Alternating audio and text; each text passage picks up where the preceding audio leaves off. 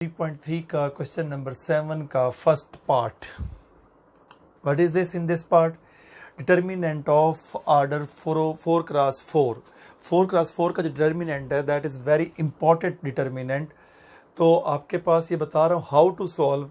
आप इसके स्टेप देखिए कि इसके दो पार्ट और भी हैं और इसको दोबारा हमने यूज़ करना है, अगले क्वेश्चंस के अंदर भी यूज़ करना है और इस टेक्निक का भी बहुत ज़्यादा यूज़ करना है हमने एचिलॉन और रेड्यूस एचिलॉन फॉर्म के अंदर.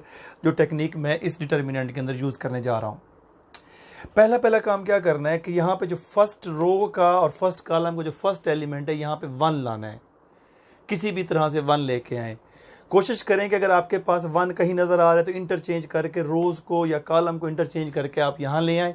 उसके बाद अगला स्टेप बताता हूँ. यहाँ बाई चांस हमारे पास 1 ऑलरेडी रो 3rd में है तो हम इंटरचेंज करेंगे R1 एंड R3 को और 1 ऊपर आ जाएगा. पहला स्टेप क्या आ जाएगा?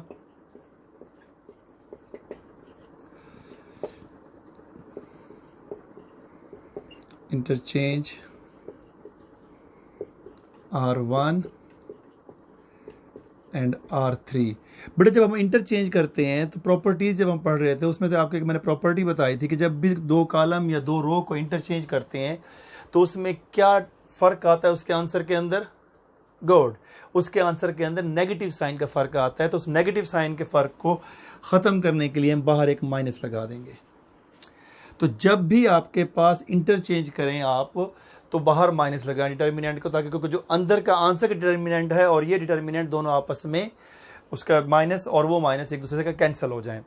इंटरचेंज कर रहे हैं तो ये जो R3 था ये R3 किस में आ जाएगा? R1 की प्लेस पे और R1 की प्लेस पे R3 आ जाएगी. ठीक है. अब R1 की जगह जब लिखेंगे हम 1 2 -3 5,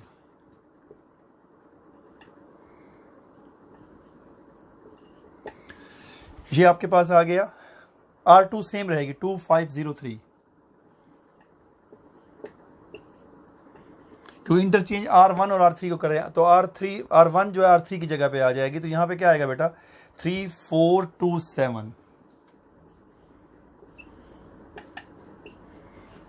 और लास्ट रो भी वैसे रहेगी 4 1 -2 6. ये तो था जनाब पहला स्टेप. क्या हमने देख के करना है पहले स्टेप को? सबसे पहले स्टेप के अंदर हम ये करना है कि हमारे पास फर्स्ट रो और फर्स्ट कॉलम का A11 जो एलिमेंट है यहाँ 1 लाना है. कुछ भी हो यहाँ 1 लाएंगे. जब यहाँ 1 आ जाएगा उसके बाद अगला स्टेप हम क्या करते हैं वो मैं इसी के नीचे लिख देता हूँ, आपके पास नज़र भी आ जाएगा और रफ प्रोसीजर के लिए भी मैं आपको बताता हूँ. बेटा सबसे पहले ये चेक करो किस रो का एलिमेंट है. गुड. R2. तो आपने क्या लिखना है? R2 and opposite sign of this number. जो भी नंबर लगा होगा उसकी अपोजिट साइन लगा के उसके आगे ये लिख दें. फिर ये किस रो का एलिमेंट है? Good. R3. Opposite sign of this, यहां प्लस है तो इसकी अपोजिट साइन माइनस लगा के आप 3 लगा दें. और ये किस रो का एलिमेंट है? R4. And opposite sign of this 4 लगा दिया. अब हमने क्या करना है? इस रो को सब में से माइनस करना है. जो 1 आया हुआ है, जहां 1 आया हो 1 आपके पास किस रो का एलिमेंट है? R1 का. तो इनके सामने सबके सामने R1 और R1 डाल दें और जो चेंज आएगा वो किस में आएगा? चेंज आएगा R2 डैश, इसी तरह से R3 डैश और R4 डैश के अंदर चेंज आएगा. अब ये स्टेप हम डायरेक्ट भी कर सकते हैं लेकिन आपको मैं मशवरा दूंगा आप डायरेक्ट नहीं करें क्योंकि डायरेक्ट करने में गलती होने का चांस बहुत ज्यादा है. पहले नंबर पे आप 1 2 -3 5 सेम टू सेम लिख दें because there is no change in R1. तो R2 में चेंज आना है. क्या लिखा हुआ पहले? R2. तो सबसे पहले बेटा आप यहां पे R2 लिखें. रफ प्रोसीजर के लिए मैं ये यूज कर रहा हूं. R2 हमारे पास क्या है? 2 5 0 3. देखिए R2 में से क्या चीज हो रहा है? R1 के साथ क्या हो रहा है? मल्टीप्लाई -2. तो R1 की हर एंट्री को -2 से मल्टीप्लाई करें. जब पहले इससे मल्टीप्लाई करेंगे तो क्या आ जाएगा? -2, फिर 2 into -2 -4, then -2 and -3 +6, -2 into 5 -10. Simplify करते हैं. What is the answer? That one 0 1 6 and -7। जो इसका आंसर आया है वो हम यहाँ पे लिख देंगे। मतलब क्या है कि R2 में से R1 को -2 से मल्टीप्लाई करके सब्ट्रैक्ट करें। ये प्रॉपर्टी नंबर आपके पास जो मैंने 7 पढ़ाई थी और मैंने आपको बताया इस प्रॉपर्टी का हम बहुत ज़्यादा यूज़ करेंगे, तो वही प्रॉपर्टी हम यूज़ कर रहे हैं। तो इसके साथ डिटर्मिनेंट में कोई फ़र्क नहीं पड़ता। सो 0 1 6 1 6 -7, ठीक हो गया ये। उसके बाद बेटा आपके पास क्या कहा गया, R3 -3 R1। सबसे पहले हम R3 के एलिमेंट लिखेंगे। इस R3 को देखना, अब हम इस क्वेश्चन को छोड़ के हम सोल्यूशन की तरफ जा रहे हैं ना। तो R3 में क्या है, 3 4 2 7।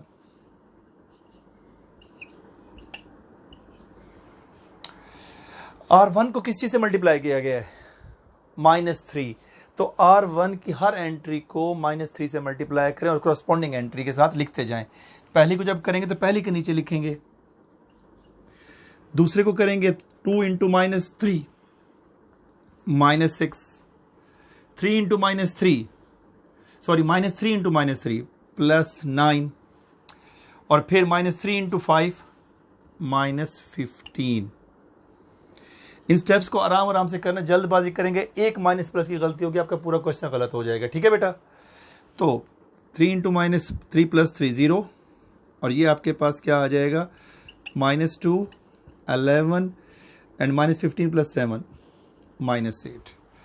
तो क्या आया बेटा, 0 -2 11 एंड -8। फिर आपको बताऊंगा कि हम यहाँ 0 0 किया क्यों है, हमें उससे क्या फ़ायदा होगा। अब आपके पास R4 पे आ जाएं, क्योंकि R4 का भी हमें 0 चाहिए। R4 है तो पहले R4 एंट्री को लिख देते हैं। R4 रो क्या है, 4 1 -2 6,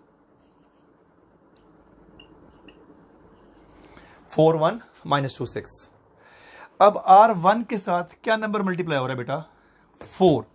तो 4 को इसकी हर एंट्री से मल्टीप्लाई करें और उसकी करस्पॉन्डिंग एंट्री के नीचे लिखते जाएं। पहले से करेंगे तो 4 1 4 -4 से मल्टीप्लाई कर रहे हैं, तो -4 -4 × 2 -8 -4 × -3 +12 -4 × 5 -20। सिंप्लीफाई करेंगे तो 0 -7, यहां से आ जाएगा +10 और यहां से आ जाएगा -14। R4 जो न्यू आएगी वो हम ये लिख देंगे, 0 -7 10 एंड -14।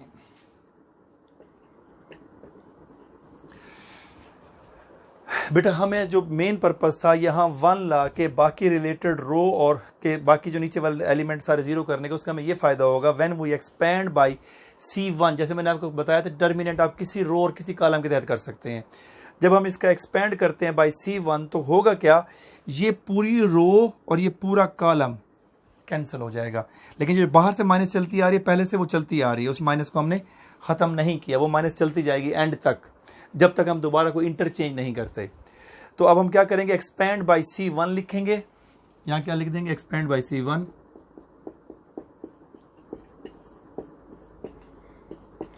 जब एक्सपेंड बाय C1 करेंगे तो जैसे मैंने आपको बताया है, अब ये कॉलम और ये रो, कौन सा, ये वाली रो और ये वाला कॉलम, ये पूरा कैंसिल हो जाएगा। मैंने आपको यहाँ मेंशन करने के लिए बताया, आपने निशानी लगाना, ठीक है। क्या बच जाएगा, 1 -2 -7 -7, क्योंकि हमने अभी आगे स्टेप और भी करने हैं। 6 11 10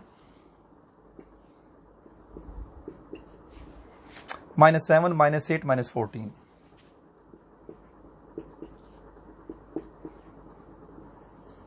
और ये माइनस पीछे से पहले से साथ चलता आ रहा। तो अब आपके पास देखें, ये बन गया डिटर्मिनेंट ऑर्डर 3x3 का। जब ये 3x3 का डिटर्मिनेंट बन चुका है तो इसका मतलब क्या हुआ, ये मैं आपके पास सिर्फ मैंने आपको पहले बताया था कि आपको समझाने के लिए मैंने निशान लगाया है, बाकी इसका प्रॉपरली यहाँ पे यूज़ नहीं कर सकते आप। अब ये आपके पास क्वेश्चन नंबर 1 की तरह से 3x3 का डिटर्मिनेंट बन चुका है। जैसे हम पहले 1 लिख के रिलेटेड कॉलम और रो कैंसिल करते थे, फिर 6 लिख के रिलेटेड कॉलम और रो कैंसिल करते थे, और -7 लिख के रिलेटेड कॉलम और रो कैंसिल वैसे भी कर सकते हैं। लेकिन जो टेक्निक हम करते आ रहे हैं उस टेक्निक को दोबारा भी यूज़ किया जा सकता है। अब उस टेक्निक को अगर दोबारा यूज़ किया जाएगा तो फिर कैसे किया जाएगा बेटा, उस टेक्निक को दोबारा यूज़ करने के लिए अब आपके पास वही बात जैसे हमने अभी पहले की है कि हमारा मेन पर्पस क्या होगा, हमारा मेन पर्पस ये है कि ये दो जीरो हो जाएं। और ये दो जीरो करने का तरीकाकार क्या है, जैसे मैंने आपको बताया, आप यहां लिखें बाई, यानी ये डिटर्मिनेंट कैसे हासिल हुआ। सबसे पहले लिखें ये किस रो का एलिमेंट है, क्योंकि वन तो ऑलरेडी हमारे पास ऊपर है ना, अगर वन ना होता तो फिर तो हम वन लाने की कोशिश करते, वन हमारे पास ऑलरेडी आ गया है। तो अब यहां पे हमारे पास ये किस रो का एलिमेंट है, सेकंड रो का। तो हम क्या लिखेंगे, R2 and opposite sign of this, जो भी साइन लगाए उसके अपोजिट लगा दें। ये किस रो का एलिमेंट है, good, R3 and opposite sign of this.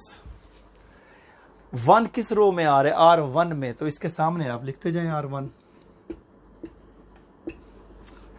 अब फर्स्ट रो में कोई चेंज नहीं आएगा, तो ये आपके पास 1 6 और -7 सेम टू सेम जैसे लिखा वैसे आएगा।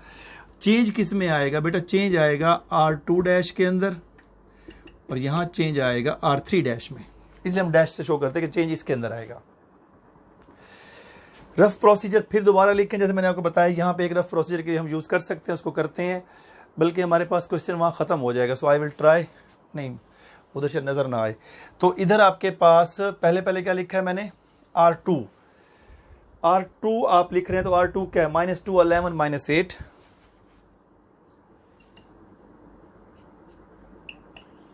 -8। R1 को अब किससे मल्टीप्लाई करना है, +2 से मल्टीप्लाई करना है। जब +2 से मल्टीप्लाई करेंगे तो यहां मल्टीप्लाई करेंगे तो 2 1s are 2, 2 6s are 12 and -7 2s are -14। क्या होगा बेटा, यहां 0, यहां 12 और 11 23, और यहां पे 14 और 8 दोनों नेगेटिव है, दोनों आपस में क्या हो जाएंगे, ऐड, तो क्या आ जाएगा, -22। 0 23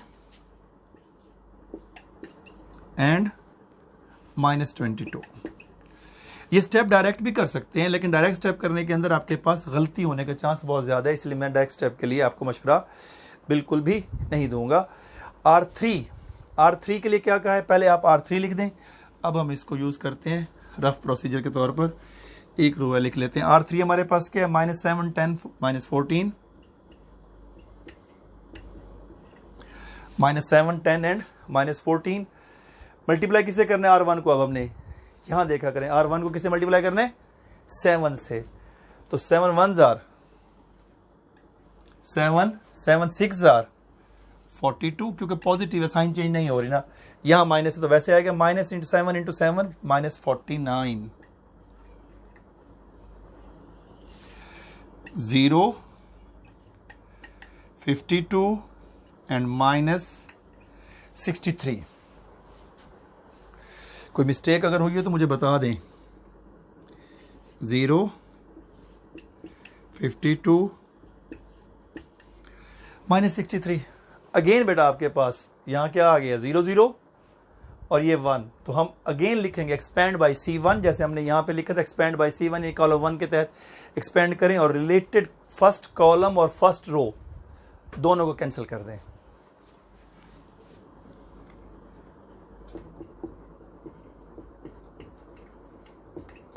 एक्सपेंड बाय C1, हमें ये साथ साथ लिखना पड़ा ना, मैंने ये लिख के नीचे आता ऑर्डर सही रहता, लेकिन हमें साइड में लिखना पड़ता है कि बाई की वजह से। तो एक्सपेंड बाय जब C1 करेंगे तो बेटा हमारे पास सवाल अब खत्म ही होने वाला है।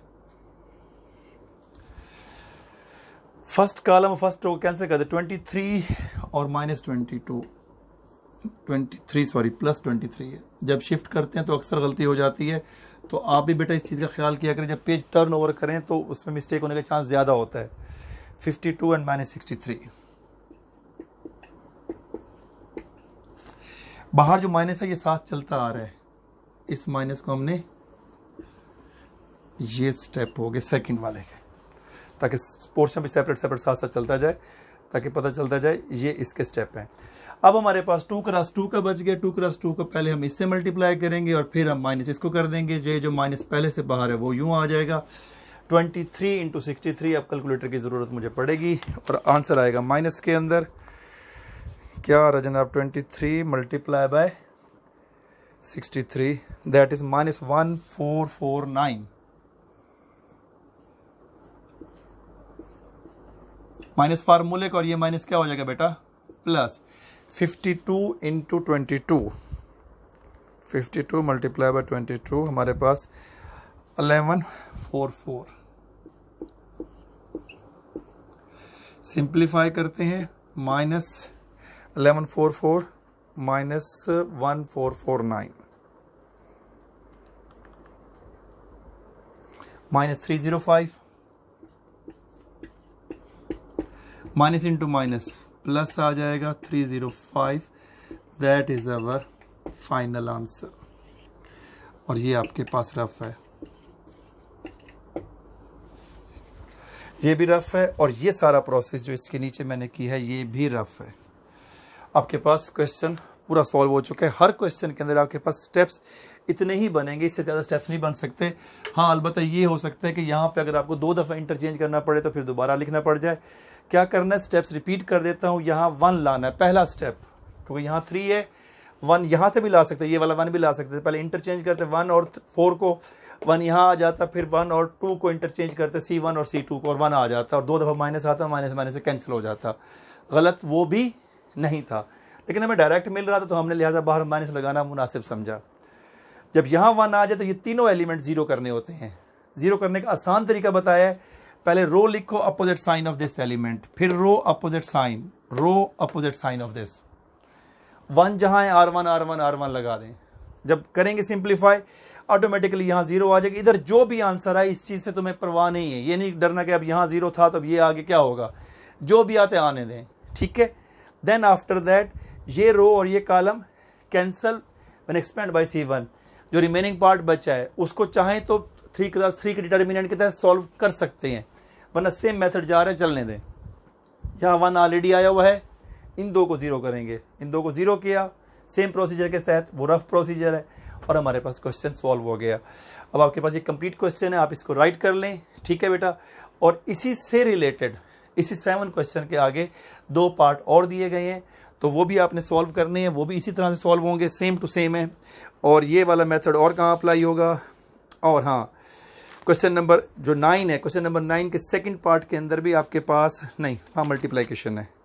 मल्टीप्लिकेशन के बाद फिर डिटर्मिनेंट निकालना है, 4x4 का डिटर्मिनेंट बनेगा, पहले A ट्रांसपोज इंटू A, तो उधर भी यही प्रोसीजर अप्लाई होगा, ठीक है। क्वेश्चन नंबर 11 का सेकंड पार्ट है, वहाँ भी ये पूछ रहा है कि मैट्रिक्स सिंगुलर है, find the value of lambda, उधर भी यही मेथड अप्लाई होगा।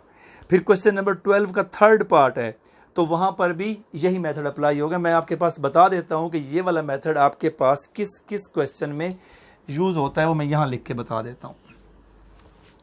सेम टू सेम प्रोसीजर इस एक्सरसाइज के, अगली एक्सरसाइज में भी ये यूज़ होना है, लेकिन इस एक्सरसाइज के अंदर क्वेश्चन नंबर 7 का जो आपके पास सेकंड पार्ट है और 7 का थर्ड पार्ट सेम इसी तरह से होगा। क्वेश्चन नंबर 9 का आपके पास सेकंड पार्ट इसी मेथड से होगा। क्वेश्चन नंबर फिर आपके पास 11 का सेकंड पार्ट, क्वेश्चन नंबर 11 का सेकंड पार्ट में ये यूज़ हो रहा है। क्वेश्चन नंबर 12 का थर्ड पार्ट और क्वेश्चन नंबर 12 के थर्ड पार्ट के अंदर भी यही चीज़ यूज़ हो रही है, यानी 4x4 का डिटर्मिनेंट ही आपको निकालना पड़ेगा। वहाँ पे उसे सिंगुलर और नॉन सिंगुलर पूछे, यानी ये डिटर्मिनेंट हम निकालेंगे पूरा। अगर इसका आंसर आ जाता है 0 तो हम उसे क्या कहते हैं बेटा, सिंगुलर। अगर 0 नहीं आता तो non singular. Hope all of you clear. आज की असाइनमेंट आपको मैंने बता दिया, असाइनमेंट आपके पास ये है और ये पूरा प्रोसीजर है, ठीक है बेटा। टेक केयर एंड अल्लाह हाफिज़।